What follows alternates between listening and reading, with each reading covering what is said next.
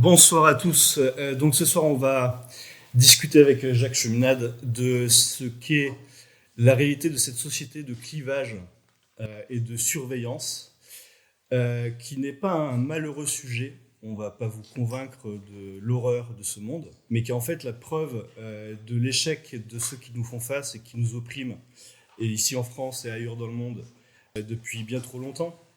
Et donc je vous appelle en fait à adhérer à Solidarité et Progrès en ce début d'année, ne pas rester inactif déjà mentalement, de constamment se poser les questions, chercher les personnes avec qui vous pouvez discuter sereinement, sainement, et ne pas rester inactif physiquement, de faire en sorte d'agir politiquement. Donc on se veut être un mouvement politique pour faire que vous puissiez agir au mieux et que l'on gagne. Donc sur ces préliminaires, je passe la parole à Jacques Cheminade.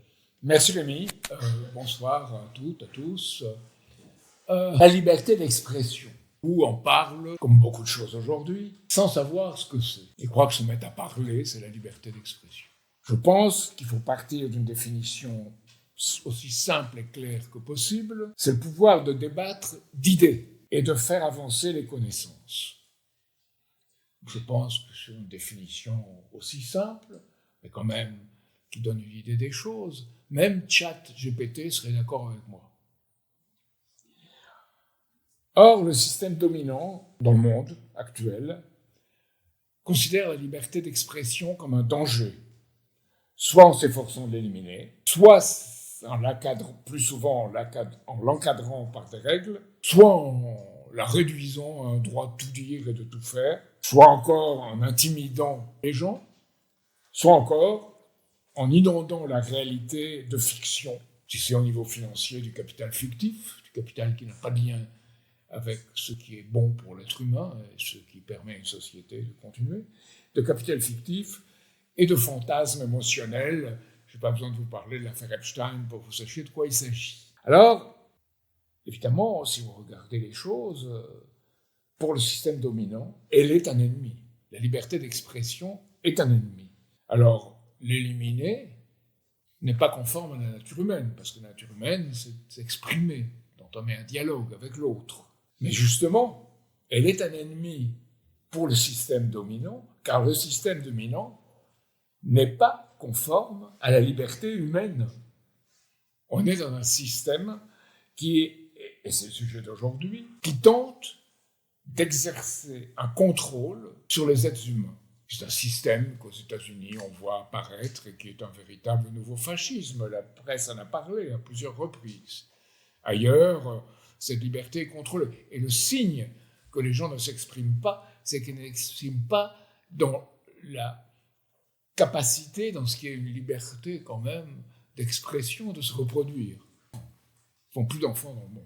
Alors, nous nous trouvons face à un effondrement du système financier dominant, qui est passé des obligations pourries, ce qui est tous les produits financiers dérivés, créer de l'argent n'importe quoi par des paris, puis maintenant aux crypto-monnaies, au domaine des crypto-monnaies.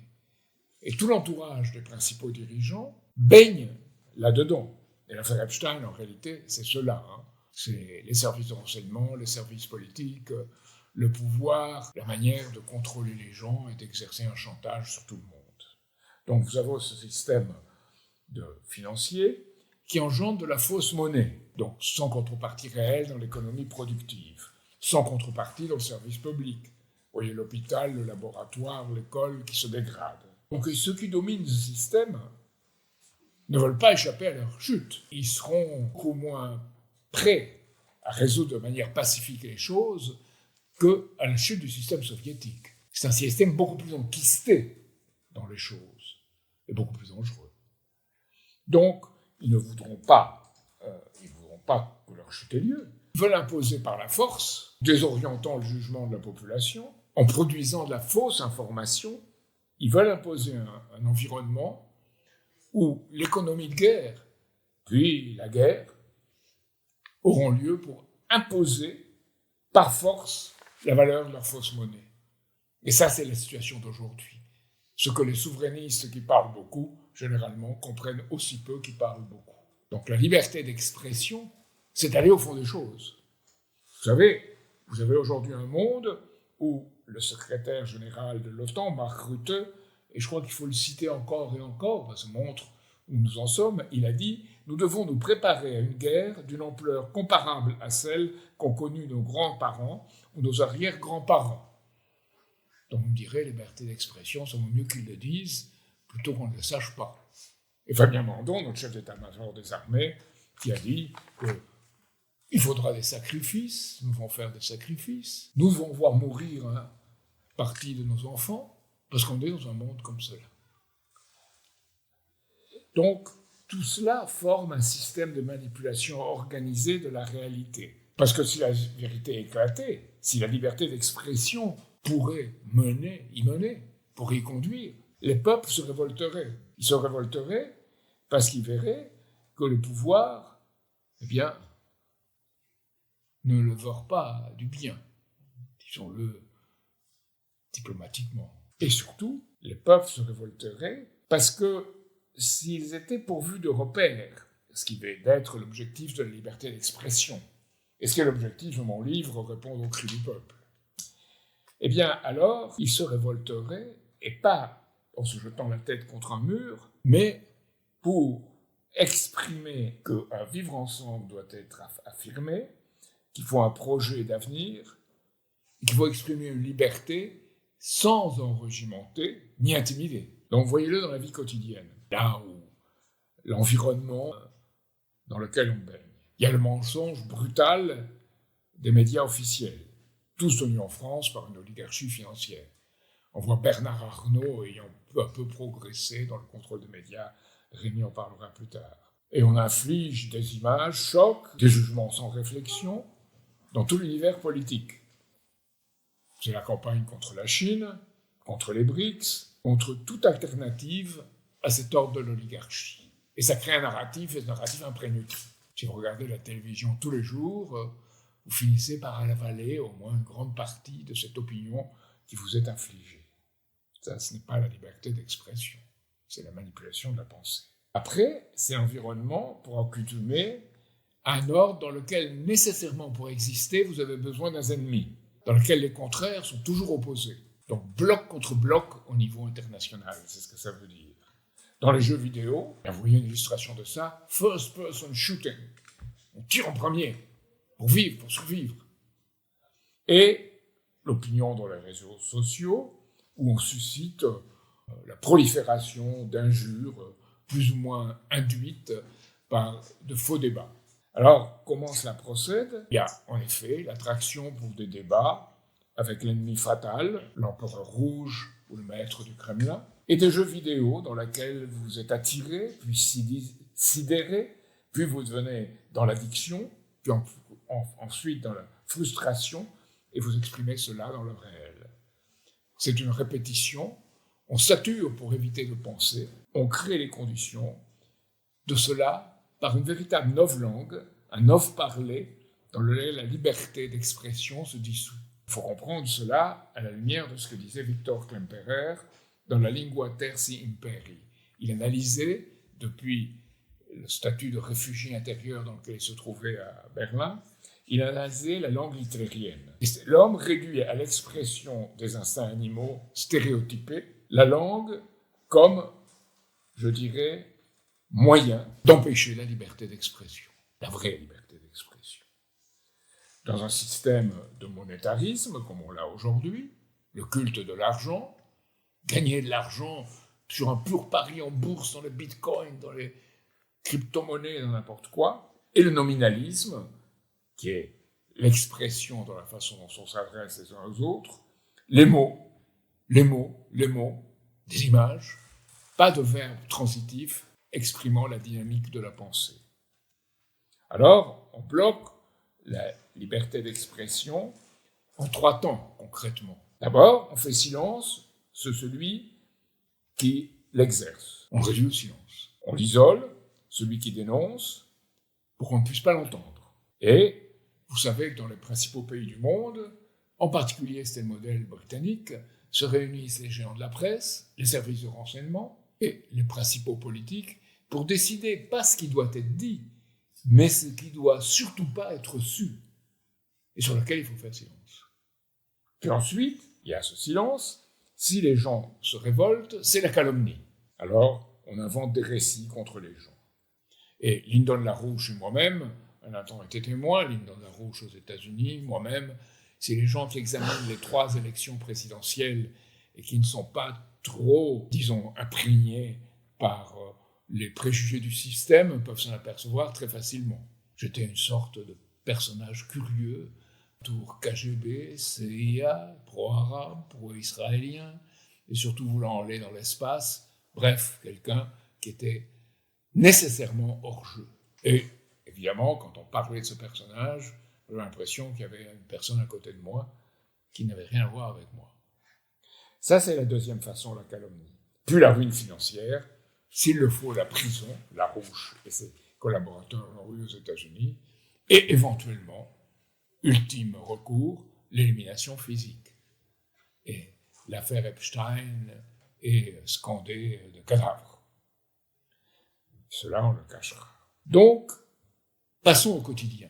Je ne sais pas si certains d'entre vous vont dans le métro, ceux qui ne sont pas comme Sarah Knafo. Je ne sais pas si vous avez suivi l'histoire. Elle croyait que le pass était à 52 € alors qu'il est à 90-80 mensuel. Elle a dit non, mais je me suis trompé, j'ai confondu mensuel.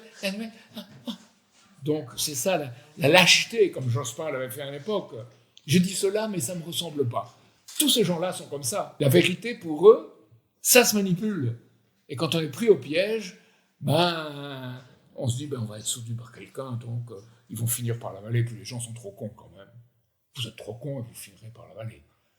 Donc les gens pensent comme ça. Donc, je veux dire que dans le métro, vous voyez, je ne laisserai jamais de la vaisselle sale dans l'évier. Je ne sais pas si vous l'avez vu, celle-là. Vous l'avez vue? Dans les couloirs. Je n'empêcherai jamais quelqu'un d'aller prendre un café à n'importe quelle heure. Qu'est-ce que c'est? C'est le collier de friend, ami. Quelque chose aux États-Unis, ça coûte 200 € et ça vous suit, ça vous conseille, ça vous rassure. C'est friendly, c'est amical. Et si pendant un certain temps, la personne qui le porte ne parle pas, le collier s'adresse à vous, il a dit « Qu'est-ce qui se passe? Tu te sens mal? C'est comme Comment tu te sens? Est-ce que tu te sens Le Pen? Ou est-ce que tu te sens Mélenchon? Comment tu te sens? Comment tu te sens ?» Évidemment, il n'y a pas quelqu'un d'autre. Ce sont des valeurs établies qui sont servies, et pas des principes. Donc, c'est Big Brother autour du cou. Il n'est pas que là, d'ailleurs. Mais c'est Big Brother qui se répand. Alors, dans cet environnement, la liberté d'expression, évidemment, disparaît progressivement. Et elle devient suspecte. On peut gueuler, on peut crier, on peut pleurer, mais à condition de rester à un niveau purement émotionnel. Que ces émotions n'entretiennent pas l'idée qu'on puisse créer des choses qui vont changer l'ordre des choses. Ça, c'est déraisonnable. Il est ainsi créé l'illusion d'être un individu. Un individu, alors que le travail répétitif, sans lien avec un bien commun, et les loisirs livrés aux perceptions immédiates, avec tout ça, vous devenez un peu un pion du système, et vous croyez être un individu. C'est là qu'on vous tient.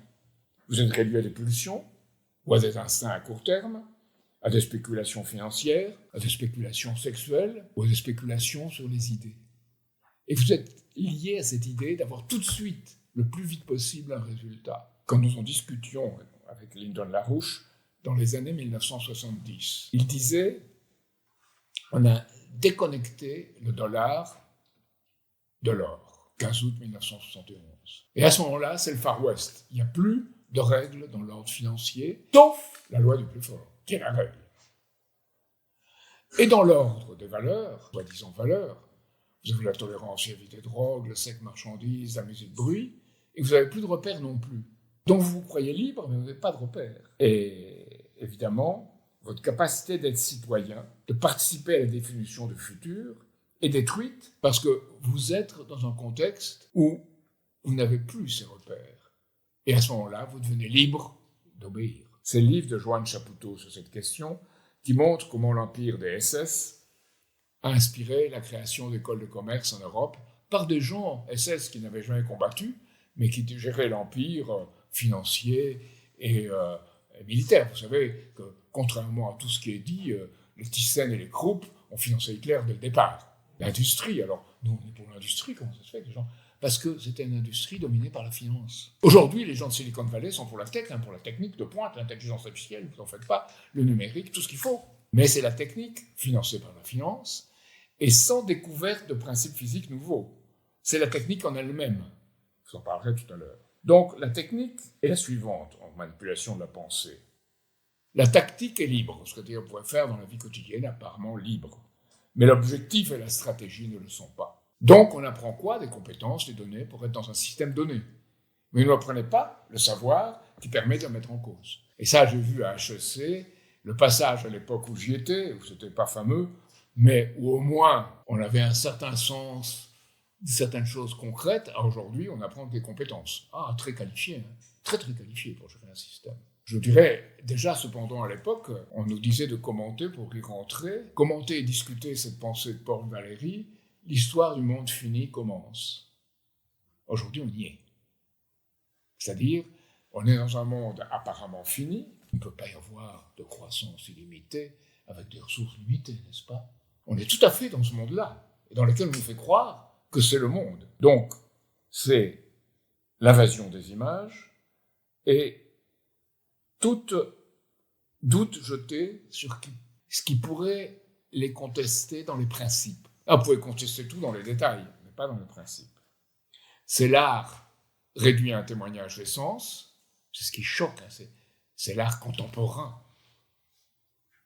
C'est la science réduite à la technique, et c'est la drogue qu'on inclut là-dedans pour permettre de tenir. Et je crois que si vous voyez l'affaire Epstein, ce qui me semble très caractéristique, c'est qu'elle vient à l'époque de la promotion du chemsex, où l'industrie chimique retrouve le sexe comme objet de manipulation.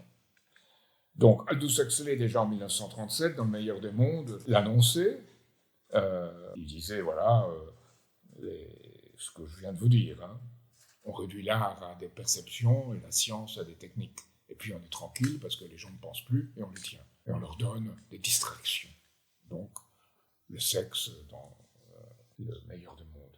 Aujourd'hui, les seigneurs de la tech et de Silicon Valley croient leur moment venu aussi pour contrôler le monde et le contrôler par ces moyens-là. Ils l'ont écrit. Nous qui avons, Karel et moi, travaillé sur Peter Thiel, qui est celui qui a soutenu dès le départ Trump, ça n'a pas d'importance. Hein. Les autres soutenaient Clinton, le lendemain ils vont soutenir Trump. Ils s'en foutent. Ce qu'ils veulent, c'est contrôler les choses. Le politique, pour eux, c'est des instruments, autant que les êtres humains. Donc, ces gens-là ont cette vision du monde que je viens de vous décrire. Alors, moi, je l'ai vu en arrivant aux États-Unis. Je suis arrivé aux États-Unis en 1972. Avec son extrême prescience, on n'avait pas voulu que j'aille en Chine, parce qu'en Chine, il ne se produira jamais rien, on me disait à l'époque. Donc, c'est pas intéressant. C'est un pays sous-développé, il en restera. Donc, on m'a dit, il faut aller à New York. En traînant les pieds, je suis allé à New York. Et c'était l'époque, donc, du découplage entre le dollar et l'or, 15 août 1971. Et je suis, en 1975, le 5 février, je me souviens très bien, dans mon appartement, mon logement de là-bas, et je reçois le New York Times du dimanche. Qu'est-ce que je vois? Un numéro, un supplément, sur ceux qui vont vivre et ceux qui vont mourir. Le monde est surpeuplé, il y a trop d'habitants dans ce monde, il y a un modèle Forrester Meadows qui dit qu'il y a de ressources limitées, donc on ne pourra pas rester, on ne pourra pas demeurer autant. La croissance est un danger, une croissance illimitée est un danger. Le monde est comme un canot de sauvetage surchargé, et il faudra bien jeter des passagers par-dessus bord pour survivre. C'est écrit en toutes lettres. Hein. On le sait quand même. Qui a pu propager des idées aussi sinistres? Le monde comme un canot de sauvetage? Qu'est-ce que c'est que cette histoire? Bien, je me suis dit, mais alors, en réalité, si ce que je vois, par rapport aux perceptions existantes et par rapport au monde tel qu'il est, s'il n'y a pas de développement, de principes physiques nouveaux, s'il n'y a pas de développement, mais c'est logique. Sans considérer la capacité humaine de créer, c'est logique. De créer des ressources nouvelles à partir de nouveaux principes physiques. Et ça, c'est l'objet, évidemment, de la liberté d'expression. Et ils craignent que la liberté d'expression porte à cela, c'est pour ça qui veulent l'interdire, la déformer, en donner une vision caricaturale ou d'autres, et qui livrent à l'extrême droite, l'extrême gauche, l'extrême centre, tous les moyens de le faire, en la faisant déraper dans tous les sens. Donc, par rapport à cela, j'ai vu qu'en 1974, à la conférence de Bucarest, c'était la conférence de 1974, la conférence mondiale sur la population. C'est la première fois que le peuple de Rome se rendait public. Et Madame Larouche était là-bas, c'était pas encore la femme de Lyndon LaRouche, c'était une militante, disons, particulièrement déterminée de notre organisation, elle était là-bas, elle a dénoncé ce nouveau fascisme où la population était vue comme un danger. Donc c'est vu comme un danger, il faut l'éliminer, la limiter ou l'éliminer. Il faut adapter la société à cette contraction, c'est le malthusianisme. Elle s'est opposée à cela ouvertement, et là elle est poursuivie à coups de bâton par Margaret Mead, qui est une femme qui a justifié toutes les théories du passé en se trompant complètement.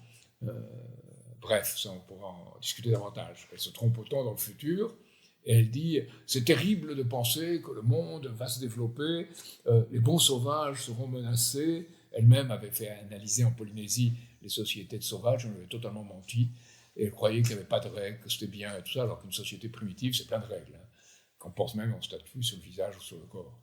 Donc voilà, c'est pour vous dire. C'est l'illusion qu'il y a un monde dans lequel il n'y a pas de règles, alors qu'il en prolifère. Et ça, c'est ce que j'ai vu à New York moi-même quand j'y étais. On parle de l'affaire Epstein, mais je suis allé un jour à la factorerie d'Andy Warhol. Andy Warhol, vous savez, c'est le génie. Et là, les murs étaient tapissés de noir. À la place des fenêtres, il y avait du rouge. Il y avait des jeunes femmes habillées en libellule et des hommes habillés tout en noir. Déjà à cette époque, c'est il y a très longtemps. Et ce qui est exceptionnel dans l'affaire Epstein, c'est pas qu'on en parle, c'est qu'on en parle aujourd'hui. Ça fait plus longtemps, ça fait un sacré temps que ça dure. Ça fait un sacré temps que Jack Lang rencontrait, comment il s'appelle, le comédien Woody Allen. Que Jack Lang rencontrait Woody Allen chez la princesse de Bourbon de Sicile. Je ne sais pas si vous dit quelque chose par rapport à ce qui arrive aujourd'hui. Je ne commenterai pas. Donc, il était là, et après, Woody Allen a présenté Jack Lang à Jeffrey Epstein. Mais il faut bien voir que Jack Lang n'est mentionné que 683 fois dans le dossier. Trump est mentionné 38 000 fois. Donc, Trump, 38 000, Lang, 683. Le score est clair. Donc, vous voyez ce monde-là. À ce monde-là, la liberté d'expression, c'est que ces choses-là, vous les dites, et au nom, on crée l'illusion que la liberté d'expression, vous pouvez en parler, mais ce n'est pas vraiment les choses comme ça qui se passent. Il y a un pouvoir qui domine, et la liberté d'expression, elle s'égare, elle a une complaisance pour ce qui est morbide, je ne sais pas quoi. Donc, c'est très caractéristique, particulièrement en France, où la liberté d'expression étant l'ennemi, en France, elle est encadrée, devinez pourquoi? Pour protéger les minorités, bien sûr. C'est pas toujours les minorités, c'est des gens souvent très enquistés dans le système. Et on traite les citoyens comme des mineurs encadrés. Par qui? Par un État qu'on suppose neutre. Et c'est là qu'on vit complètement dans le mensonge. Et que dénoncer ce mensonge, au nom de la liberté d'expression, ça non. Il faut déconsidérer celui qui essaye de le faire. Évidemment, liberté d'expression, c'est traiter les citoyens comme des majeurs, et pas comme des mineurs encadrés. Il y a une liberté nécessaire des opinions pour progresser. Sans ça, si vous commencez à encadrer, vous encouragez quelque chose de pire, l'autocensure. Vous avez peur, vous n'osez pas dire les choses. Alors évidemment qu'il y a des choses qu'il faut interdire. Les appels à la violence, bien sûr, les appels à la violence physique exercée contre l'autre. Les appels violents à la haine, mais pas les jugements de valeur d'une chose sur l'autre. Et aujourd'hui, je vous rappelle qu'en France, on interdit les expressions de la haine, de l'offense, de troubles à l'ordre public, etc., etc. Donc on fait déraper ces choses-là. Alors qu'aux États-Unis, le premier amendement proclame la liberté d'expression absolue. C'est un reste des pères fondateurs. Et là aussi, c'est une illusion. Ça ne fait pas partie. Ça ne peut pas être exercée, la liberté d'expression. Parce qu'elle est contenue par la loi des mafias qui opèrent. On le voit avec Trump de façon apparente, les autres aussi. Tous les présidents des États-Unis ont été soutenus par les mafias lorsqu'ils ont été élus. Aucun peut un peu plus s'en passer. Financière disons, dans les activités inférieures de l'être humain. Donc la loi des mafias et le serment traité sur des livres religieux. Vous savez que c'est la Bible, généralement. Daniel, maire de New York, a juré sur le Coran. Oh là là, quelle épouvante le Coran. Mais la Bible aussi. Parce que ce n'est pas considéré comme des éléments inspirateurs, transcendants, mais comme des règles à respecter. Et c'est très différent, des règles sociales à respecter. C'est au niveau mondial, la différence entre le droit international et le droit de la Charte des Nations Unies, et la rules-based order, l'ordre basé sur des règles que l'oligarchie occidentale a toujours soutenues, sous le prétexte de la liberté de protéger. Aujourd'hui, on n'a même plus ça. Avec Trump et son entourage, c'est la loi du plus fort, c'est clair, c'est affirmé. Et il y a un dessin très drôle dans le Canard enchaîné, je dois dire pour une fois. Le Canard enchaîné n'est pas ma Bible, mais il y a un dessin drôle où on voit l'île d'Epstein et on voit tout le monde occidental couvert comme une carte. Donc, c'est un instrument de chantage organisé dans lequel on est soumis.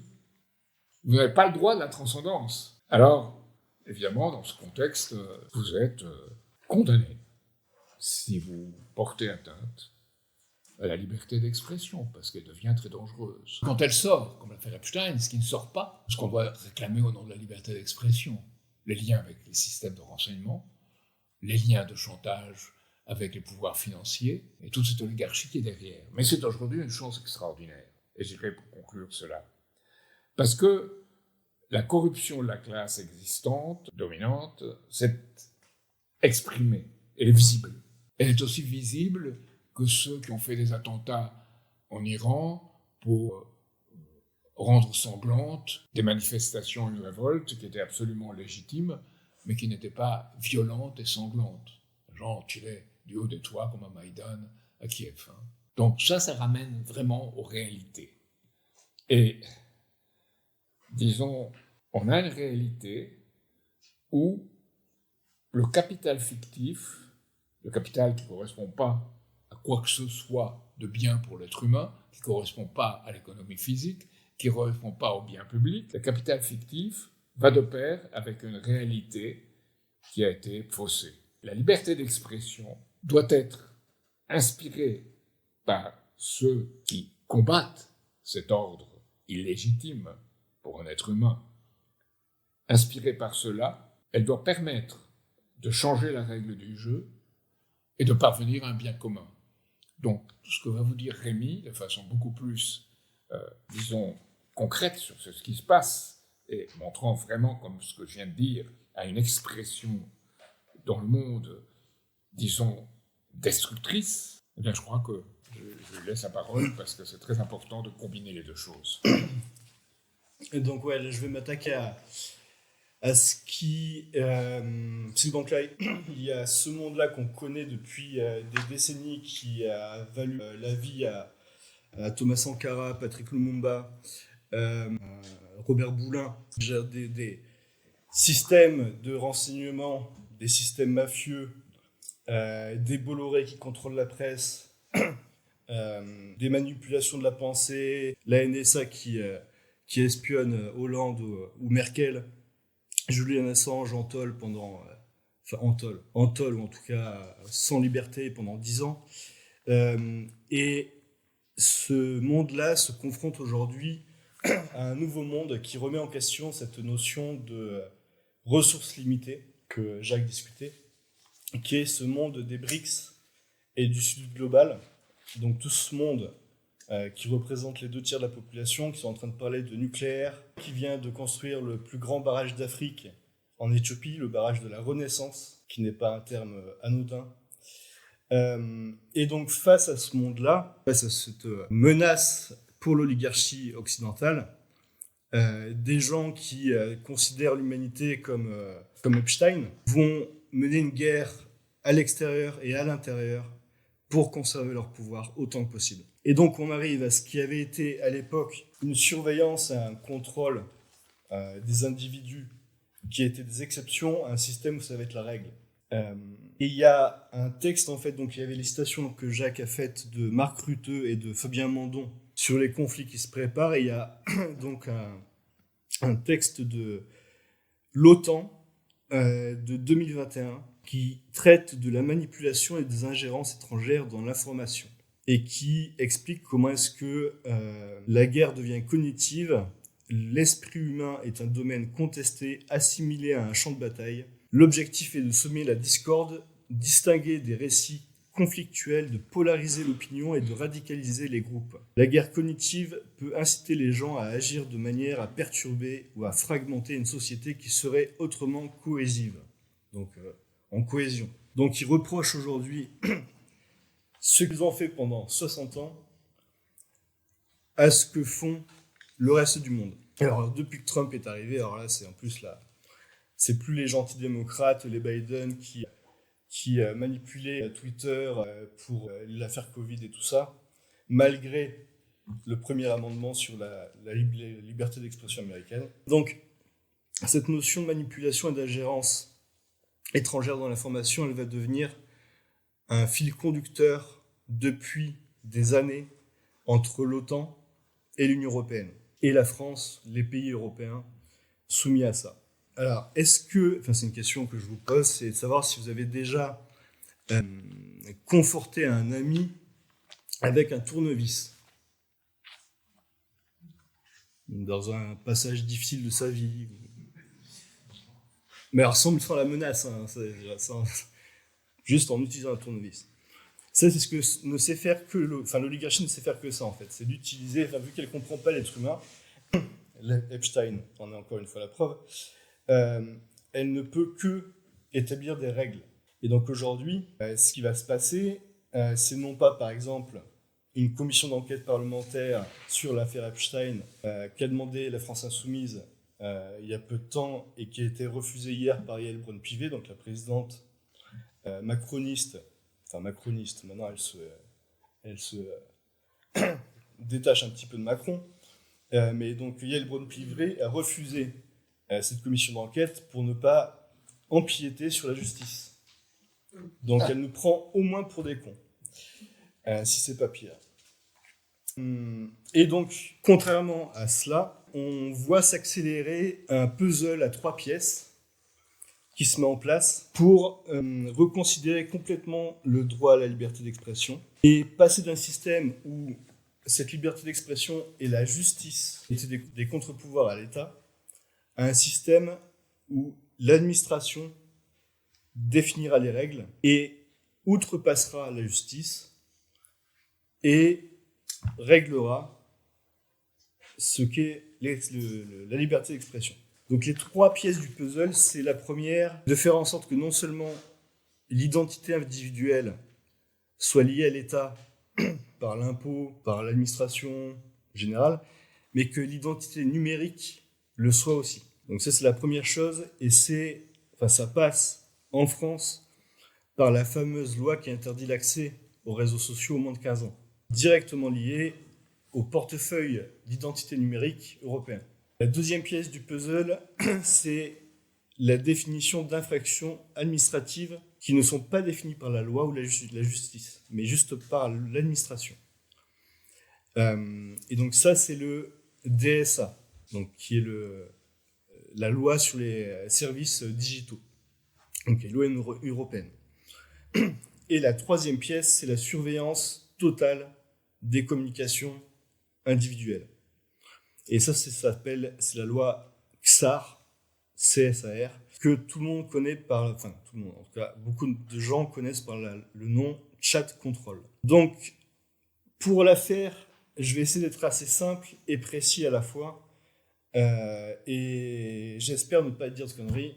Et vu les sujets qui vont être abordés, mettez des likes, mettez des commentaires, abonnez-vous, la cloche, un maximum d'appui sur la vidéo, parce que ces sujets-là sont justement être censés minimiser ou invisibiliser. Donc la première pièce du puzzle, la loi Miller, moins de 15 ans. Donc c'est Macron le 31 décembre qui a découvert une volonté de protéger les enfants des réseaux sociaux et de leur impact. Il a quand même fait l'interview avec Carlito et je sais pas qui là, donc pour toucher les jeunes. Donc, il a découvert que ça pouvait poser problème pour la République française, donc il s'est dit qu'il allait protéger les enfants.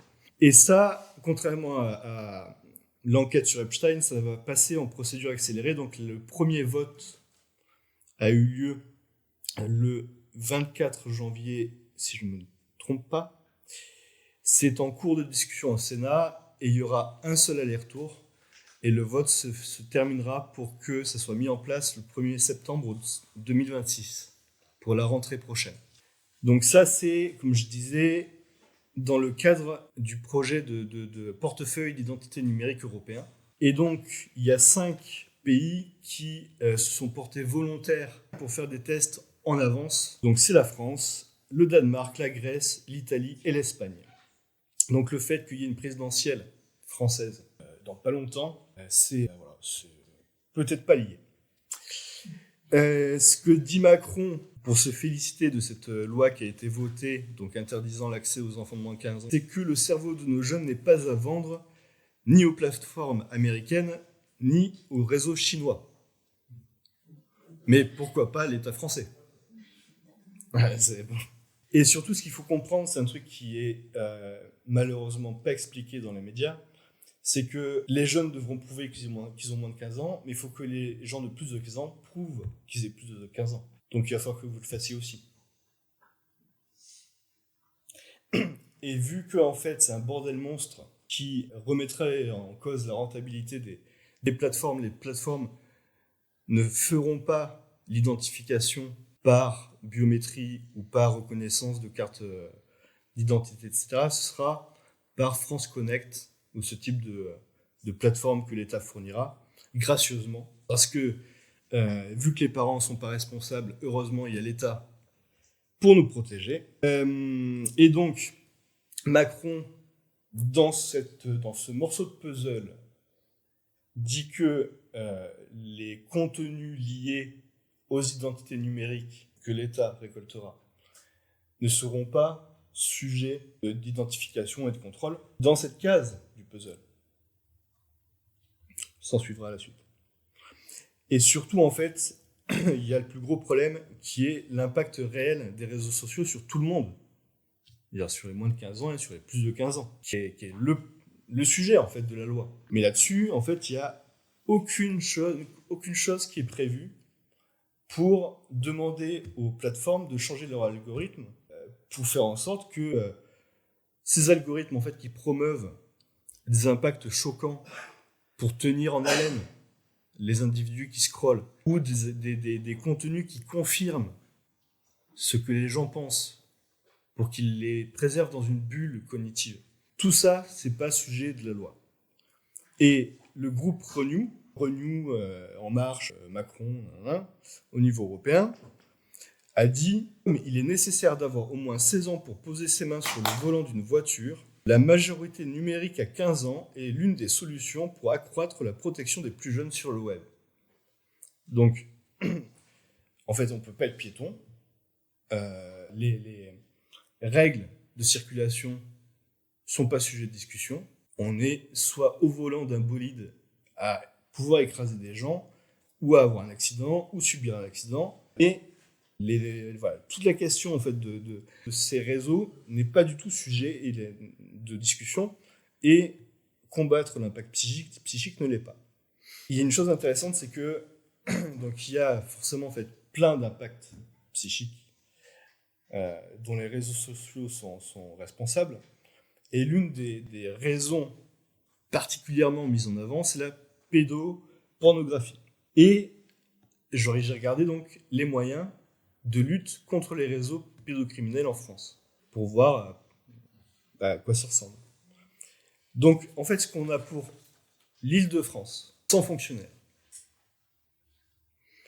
Pour l'ensemble du territoire, police nationale et gendarmerie, c'est quelques centaines de policiers et quelques centaines de fonctionnaires pour l'ensemble du territoire.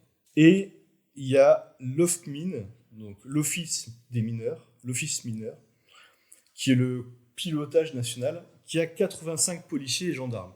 Donc entre eux, identifier 65 ou 70 ou 75, je ne sais plus combien, de millions de Français, embaucher des policiers et des gendarmes pour faire le taf, et en fait qu'il n'y ait pas de victimes. Les jeunes qui voient les photos, c'est pas les premières victimes, c'est les gosses qui sont déjà victimes d'Epstein et de compagnie.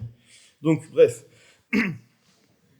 Au-delà de ça, il y a 3 gros problèmes avec cette loi. D'abord, c'est que, comme je vous l'ai dit, c'est que rien ne garantit que les données, que le lien qui sera fait entre votre identité numérique et l'État ne puisse pas aller plus loin, utilisé à d'autres fins. La deuxième, que ça peut être très facilement contourné par les jeunes. L'Australie a mis en place en fait une telle mesure en décembre dernier.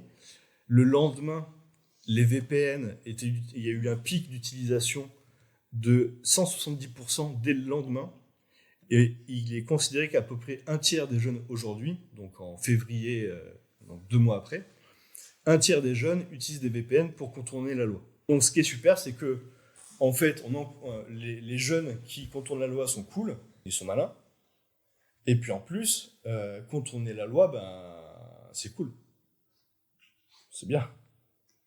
Bon, voilà. Et le troisième gros problème, c'est la fuite des données. Parce que c'est bien en fait de centraliser les données.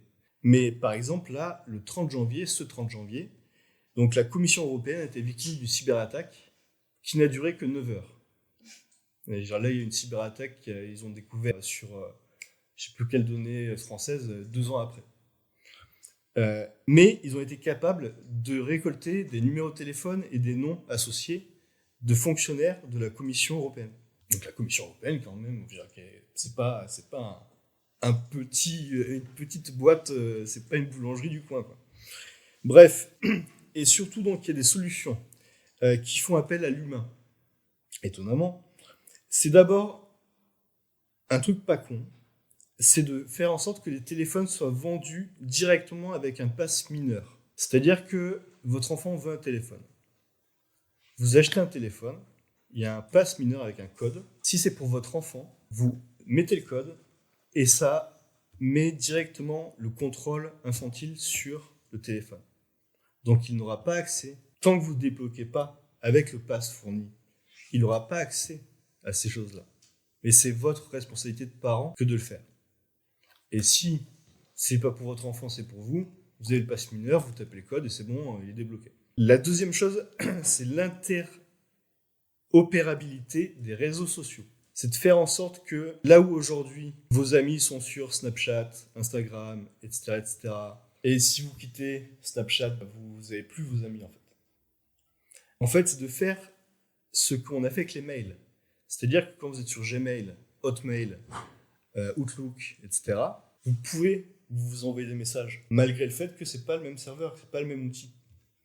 L'idée là, c'est de faire en sorte que vous puissiez migrer d'un Facebook, d'un Instagram, d'un truc que vous voyez que c'est nocif, que vous voyez qu'en fait ça vous montre des trucs que vous n'avez pas envie de voir, quoi. Et de passer sur des mastodons, des logiciels libres qui sont beaucoup moins nocifs, mais de garder contact avec vos anciennes connaissances. Donc ça, c'est 2 solutions qui garantissent la liberté d'expression intelligemment, qui protègent la psyché des gens, et qui pourraient être mis en place si on avait des hommes politiques honnêtes. Donc ça, c'est la première pièce du puzzle, c'est le lien avec l'État. Enfin, l'identité numérique et l'État. La deuxième pièce du puzzle, donc, c'est la loi DSA européenne, la loi sur les services digitaux, qui est en place déjà depuis 2024, qui a valu à Thierry Breton d'être exclu du territoire américain. La raison, c'est que cette loi, elle a pour but que les plateformes, réseaux sociaux, formes de discussion, respectent les lois et les règles de l'Union européenne. Parce qu'il y a les lois, comme le disait Jacques, la liberté d'expression en Europe, en France, est différente de la liberté d'expression aux États-Unis. Donc c'est déjà une chose. Mais il y a un rapport en fait qui a été fait, alors c'est partisan, c'est pas neutre, par la commission judiciaire du Congrès américain qui vient d'être publié, ce qui s'appelle The Foreign Censorship Threat. Désolé pour mon anglais, mais qui donc montre que dès 2015, il y avait des réunions informelles entre l'Union européenne et les plateformes Internet, à l'époque, notamment pour combattre le terrorisme, et à raison, il y avait quand même des vidéos qui étaient quand même assez hallucinantes qui circulaient, mais cette commission révèle comment son champ d'application s'est rapidement élargi. Et donc, le dernier rapport sur ce que donc est appelé les sujets borderline. Parce que donc il y a ce qui est en effet pénalement répréhensible, et il faut rappeler que sans avoir l'identité numérique d'un pseudo, l'identité qui est cachée derrière un pseudo, la justice peut ordonner à Free, à Orange, à je sais pas qui, d'avoir l'identité de la personne derrière le pseudo pour faire en sorte de condamner des propos qui sont illégaux, qui sont par la justice condamnables. Mais donc il y a des règles que l'Union européenne établit qui sont des règles borderline. Et donc bon, il y a les discours anti-immigrants, anti-immigrants, anti-réfugiés, xénophobes, antisémitisme, haine anti-musulmane, anti-LGBT, anti-féminisme, misogyne. Ça, c'est des règles répréhensibles, selon la loi actuelle. Mais aussi des contenus anti-système, anti-gouvernementaux, les contenus limites pro-Kremlin, également en lien avec l'agression russe contre l'Ukraine et l'éco-terrorisme. Et donc, il faut se rappeler de Jacques Beau et de Xavier Moreau, qui n'ont pas été condamnés par la justice, mais par l'administration de l'Union européenne. Plus de compte en banque, plus moyen de circuler dans l'Union européenne. Donc Xavier Moreau, qui est en Russie, s'en fout. Mais Jacques Beau, qui est suisse, qui n'est même pas européen, enfin de l'Union européenne, et donc lui, il est coincé en Belgique, je crois. Et donc lui a fait des démarches auprès de la Cour des droits de l'homme européenne parce que, il y a quand même, c'est un peu, voilà. Parce que forcément, ces contenus borderline sont difficiles à définir précisément. Et donc, en plus de ces contenus borderline et de l'obligation des plateformes qu'elles appliquent, à ce qu'elles respectent ces règles, le DSA a établi la création de signaleurs de confiance qui seront délégués aux États membres. Donc c'est quand même un aveu d'échec de ce que c'est que l'Union européenne. Et ils ne se sont pas foutus de faire un truc homogène partout, c'est qu'ils savent très bien que des sujets comme la liberté d'expression, il y a des différences entre les pays en fait. Donc, les signaleurs de confiance. Et ça, en France, c'est l'ARCOM. Donc c'est l'ARCOM qui va s'en charger.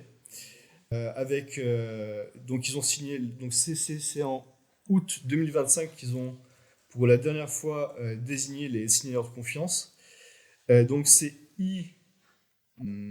e-enfance pour la protection des mineurs, c'est ALPA pour la lutte contre la piraterie audiovisuelle, c'est Indecosa CGT, donc défense des consommateurs salariés, c'est le point de contact lutte contre les cyberviolences, Addiction France, prévention des risques des addictions, le CRIF et la LICRA, lutte contre l'antisémitisme et le racisme.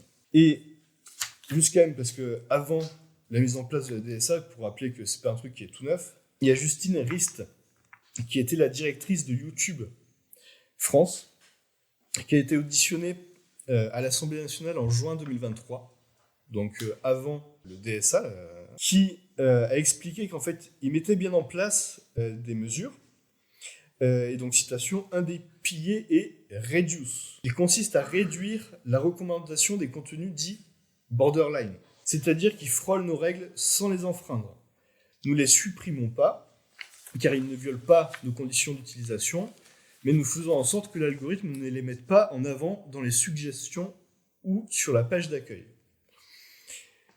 Donc, dernièrement, 21 janvier, donc il y a quelques jours, Darmanin a fait une circulaire, et en particulier par rapport aux ingérences étrangères de trahison et d'espionnage, qui est définie par la loi de juillet 2024 en France, il dit « Si la loi a défini les actes d'ingérence comme ceux commis directement ou indirectement à la demande ou pour le compte d'une puissance étrangère, et ayant pour objet ou pour effet, par tout moyen, y compris par la communication d'informations fausses ou inexactes, de porter atteinte aux intérêts fondamentaux de la nation, au fonctionnement ou à l'intégrité de ses infrastructures essentielles ou au fonctionnement régulier de ses institutions.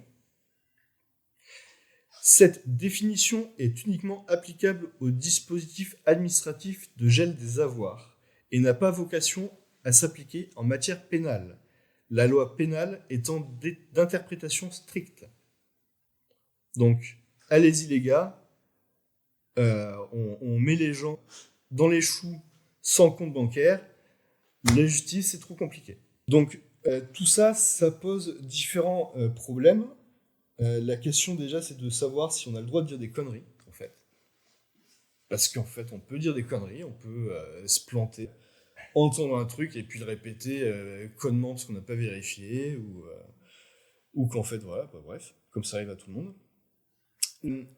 Deuxième problème, c'est qu'il y a le phénomène de zèle, c'est que en fait, les sanctions du DSA, et d'où la fureur des États-Unis, que les sanctions, c'est que si les plateformes ne suppriment pas les contenus illicites ou s'ils ne prennent pas des mesures rapidement, c'est 6% de leur dans ces trucs, chiffre d'affaires mondial.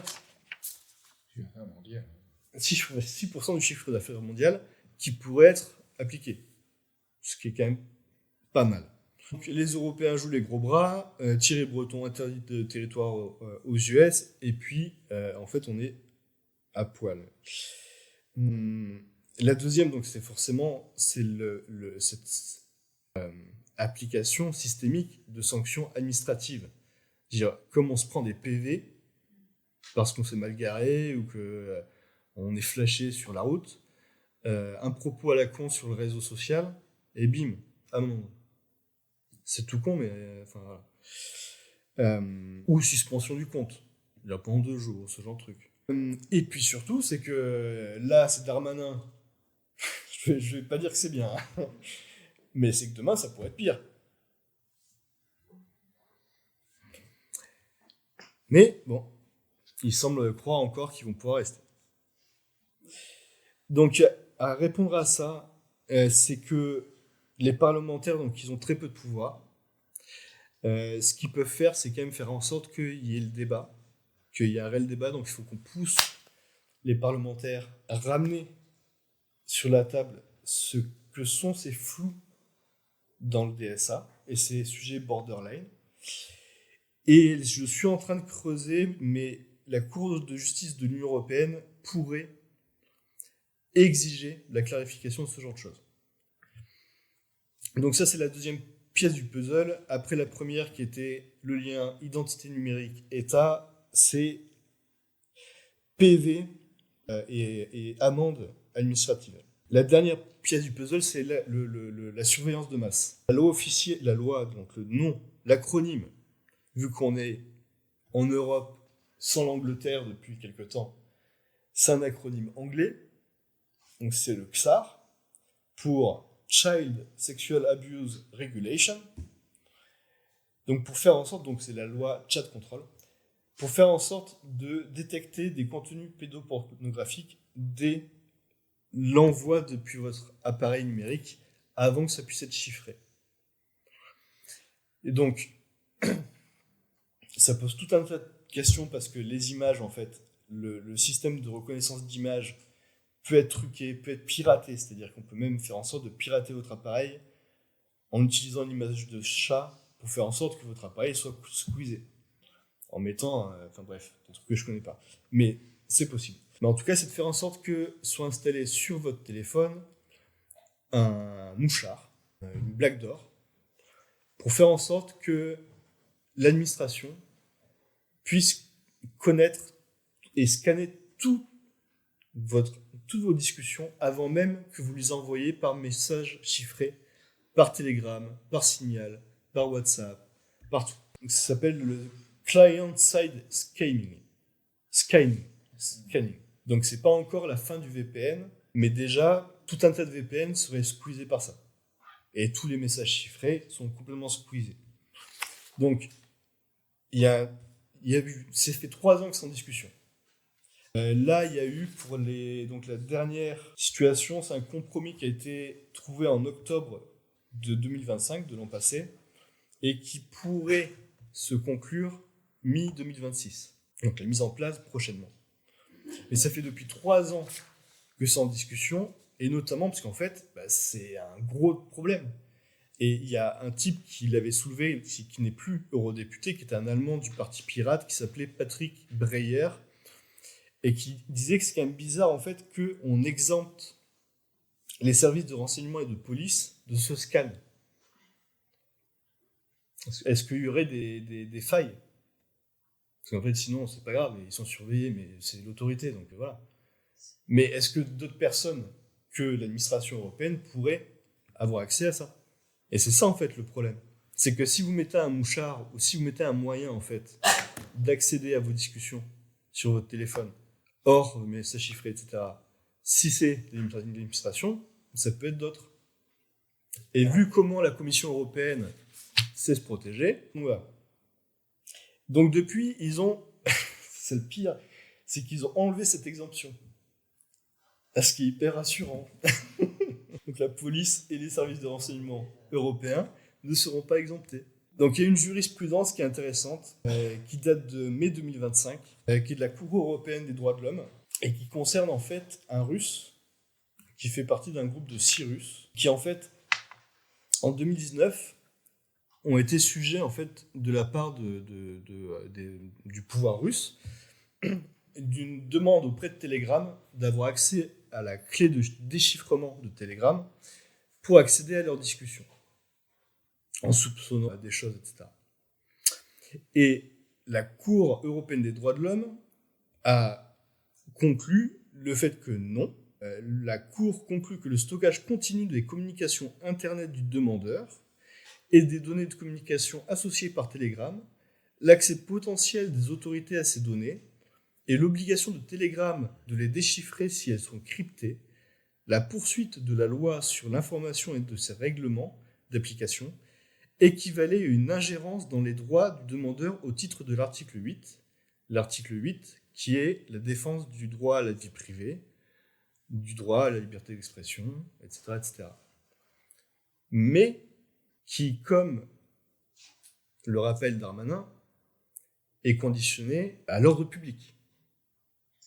Donc si c'est les Russes, on s'en fout. C'est-à-dire si ça déstabilise l'ordre public russe. Donc là, la Cour européenne des droits de l'homme pourrait dire, en fait, ça met en péril l'ordre public, et donc contrôle, quoi. Bref, donc ce serait non seulement un grand danger pour tout ce qui est les lanceurs d'alerte, les journalistes, les avocats, les agents d'État, les profs qui n'ont plus le droit publiquement d'exprimer de critiques sur leur institution, les opposants politiques qui déjà sont sujets de problèmes, mais donc voilà, c'est une menace pour plein de gens qui ont une grande valeur. Les lanceurs d'alerte, journalistes, avocats, sans ça, c'est chaud, quoi. Mais c'est aussi la mise à mort de la vie privée. C'est-à-dire que WhatsApp, tout le monde a des groupes, tout le monde a des discussions avec des amis proches. Et il y a des amis très proches à qui vous dites quelques amis, les quelque chose qui vous sont extrêmement intimes et que vous n'allez pas à diffuser à plus de quelques personnes. Ça, ce sera brisé. C'est que même par téléphone, vous ne le ferez plus. Et dans la rue, vous allez chuchoter. Donc, c'est l'autocensure. Non seulement l'autocensure professionnelle, mais l'autocensure intime. Donc, en l'état actuel des choses, les pays européens qui sont pour le chat control, c'est la Hongrie, c'est l'Irlande, c'est l'Espagne, le Danemark. Et après avoir contesté le texte au début, c'est la France et la Grèce aussi. Maintenant, la France met un peu... Ceux qui sont contre, c'est le Luxembourg, l'Autriche, l'Allemagne et la Pologne. L'Allemagne qui a quand même connu des moments de surveillance fortes et qui, contrairement à la France, ont réussi à ce que les hackers et les gens qui s'y connaissent vraiment en informatique aient une instance de relations publiques avec le Parlement allemand qui est assez bien faite. Et les pays qui sont plutôt contre, c'est les Pays-Bas, la Slovénie, la Finlande, la Belgique, l'Italie, la République tchèque et l'Estonie. L'Italie est hyper importante, c'est que si elle reste contre, ça ne peut ne pas passer. Et il faut que l'Allemagne reste contre. Donc ça, pareil, c'est un non absolu. Il faut mettre la pression sur les parlementaires européens. Il y a une pétition qui s'appelle Stop Chat Control, qui n'est qu'une pétition, mais qui existe, qui est faite par la Quadrature du Net et un autre groupe européen. Donc, il y a un sujet que vous avez peut-être entendu parler, c'est la fin du VPN, l'attaque sur le VPN. Là, il y a le 30 janvier dernier, Anne Le Henant, qui est la ministre déléguée chargée de l'intelligence artificielle et du numérique en France, qui a expliqué que les outils de contournement à la mesure visant à interdire les réseaux sociaux aux moins de 15 ans, comme le VPN, étaient son prochain sujet. Ce qui a été démenti très très vite. Déjà parce qu'en fait, il y a plein de gens qui sont conscients du risque que c'est pour les individus. Mais il y a un autre gros problème, c'est que les VPN, c'est d'une importance cruciale pour les boîtes, pour les entreprises. C'est que pour toutes les entreprises sensibles, ça permet en fait d'avoir une indépendance totale dans leur discussion, dans leur échange d'informations. C'est une des raisons pour laquelle le VPN a été construit. C'est de sécuriser des échanges, non seulement entre individus, mais aussi pour les entreprises. Donc là, on parle de souveraineté européenne, ça le ferait pas, quoi. Et donc la cerise sur le gâteau, c'est l'euro numérique. Donc si on a l'identité des gens sur le web, la possibilité administrative de leur couper leur compte bancaire, ou plus, et que l'on contrôle toute discussion hors réseaux sociaux, et que l'on peut avoir accès à leurs moyens de paiement direct, c'est le top. Donc ça sera en test en 2027 et mise en place prévue en 2029. Donc, ce qu'il faut comprendre, c'est que c'est notre chance, tout ça, en fait. C'est que tout ce qui se passe là, c'est la preuve qu'on est sur le point de gagner. Que cet effondrement de l'oligarchie, de par l'effondrement financier et de par ce jeu de chacal avec les affaires d'Epstein, toutes ces affaires qui sortent et qui sont d'une horreur crasse, c'est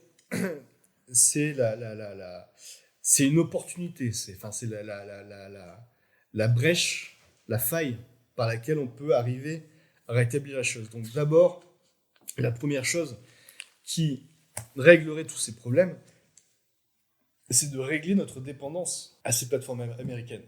Déjà, quel réseau social français? Est-ce que quelqu'un connaît un réseau social français? Qui? Toi? Le Minitel, oui, c'est vrai. Ouais, ça a bien tourné. Hein. Il n'y a tout simplement pas d'ordinateur français. Et on a perdu tout ce qui était infrastructure physique. Le téléphone, c'est un petit ordinateur. Ouais. Et donc, il faut absolument faire en sorte qu'on retrouve la capacité physique et logicielle de notre souveraineté. Donc, on a vraiment du retard. Et on l'a perdu avec l'abandon de Bull, du projet calcul, de tout ça.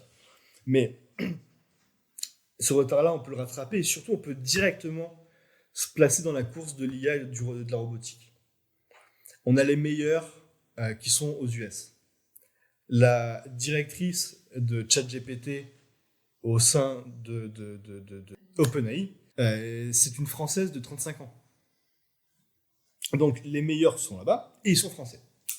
Donc ce qu'il faut, c'est qu'on mette un maximum, il faut qu'on mette des moyens pour rapatrier ces champions du numérique et faire en sorte qu'ils bossent ici. Mistral, c'est ça, mais sur la base de volontariat, de patriotisme. Mistral, c'est des gens qui bossaient à la Silicon Valley, qui sont venus faire la seule IA sérieuse européenne, à ma connaissance. En tout cas française, c'est clair. et ensuite faire en sorte qu'on ait des projets infrastructurels et logiciels, ce qui implique d'énormes moyens pour rattraper tout le retard.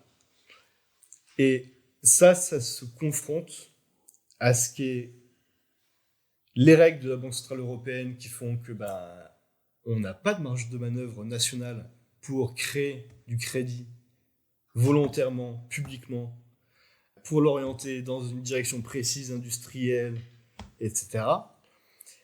Et par exemple, ça, c'est un sujet borderline. Et ce que je pense qu'il va nous falloir comprendre, c'est que non seulement, comme disait Jacques, la liberté d'expression, c'est une arme absolue, indispensable pour les individus contre le pouvoir. Lorsque l'État est celui d'un pouvoir, enfin d'une oligarchie, par l'oligarchie et pour l'oligarchie, notre liberté d'expression, c'est indispensable pour contrer ça. Mais la liberté d'expression, c'est aussi indispensable pour construire une société. Et pour faire en sorte qu'une république, c'est pas être d'accord sur tout. Une république, c'est faire en sorte qu'on soit capable d'avancer sur l'essentiel, en sachant que les autres sont humains, que quand on est en désaccord, la réponse n'est pas forcément le coup de poing, et que, en fait, aujourd'hui, il y a tous ces clivages en fait qui sont attisés. Et ça qui est vicieux, c'est que à la fois on interdit par exemple les propos racistes. Dans les priorités, dans tous les sondages, les priorités pour les Français, c'est le pouvoir d'achat, la santé, l'éducation. Voilà. C'est pas l'immigration ou le racisme. Enfin, pour la France insoumise, la présidentielle se fera sur le racisme, sur l'antiracisme, et l'extrême droite sur l'immigration et la sécurité, à cause de l'immigration. Donc, il y avait Simone Veil, donc la philosophe qui avait rejoint De Gaulle, anarcho-chrétienne, qui est gaulliste, qui donc avait rejoint De Gaulle et qui défendait le fait que la liberté d'expression pour l'après-guerre devait être une liberté absolue et telle que Jacques l'a rappelé, le définit le premier amendement de la Constitution américaine, qui est le résultat quand même de la libération des Américains contre l'Empire britannique, sauf l'appel à l'acte, l'appel au crime, l'appel à l'assassinat, enfin, voilà. Mais le fait d'être raciste ou d'être con, c'est pas un crime. Enfin, dire, sinon, on serait quand même pas mal à pas dépasser les 10 ans, quoi. Donc, parce que le problème, c'est est-ce qu'on doit interdire la connerie, et est-ce qu'on peut obliger à l'intelligence et à la compassion? Si on ne peut pas, c'est pas par la loi et les règles qu'en fait les choses se feront. Et c'est pour ça qu'adhérer à Solidarité et Progrès, c'est que la question, c'est d'avoir une démarche politique philosophique. C'est-à-dire qu'on doit rechercher, on doit discuter, on doit être capable de débattre en dehors de tous les a priori, sans craindre la dispute, sans craindre de ne pas savoir. Mais il faut être capable de discuter d'un maximum de choses pour découvrir qu'en fait on est tous humains. Non seulement en France, mais dans le monde. Donc voilà, donc en fait là on va essayer de faire en sorte, vu que ces pièces de puzzle sont vraiment en train de mettre en place un système totalitaire, de répression en dehors du cadre judiciaire, en dehors de contre-pouvoirs. On va essayer de mettre en place un système automatique qui vous permettra de manière automatique de interpeller vos élus, que ce soit députés, sénateurs et parlementaires européens. Mais il ne faut pas seulement signer une pétition, il faut interpeller. Il faut faire connaître la chose, donc diffuser l'information, etc. Et puis plus globalement, c'est que même s'ils le font, ils gagneront pas. Là, il n'y a pas Bolloré qui est en train de nous emmerder ou je sais pas quoi. Et c'est demain, si on n'a pas accès à YouTube, bah tant pis. On se rencontrera encore. On verra par quoi ça passera, mais en tout cas, voilà. Donc, pour finir, on vit la fin du règne de l'oligarchie, et il nous en revient qu'à nous de définir l'avenir. Voilà. Donc, si vous avez des questions...